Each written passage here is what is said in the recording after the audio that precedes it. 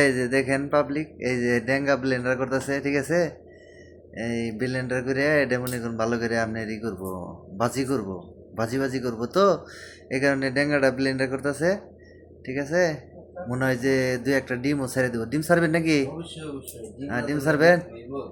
আচ্ছা, ডিম হবে। হ্যাঁ ডিম ছাড়বো। ডিম ছাড়ার পরে মনে করেন ডিম দেয় আর ডেঙ্গা দিয়ে মনে করেন রান্না করবো। এটা ডেঙ্গা, সেই কারণে মনে করেন ব্লেন্ডার হচ্ছে, ঠিক আছে। ডেঙ্গাটা ব্লেন্ডার হচ্ছে, মাঝখানেটা দিয়ে নেন। হ্যাঁ হ্যাঁ হ্যাঁ, নাহলে কিন্তু ব্লেন্ডার হবে না।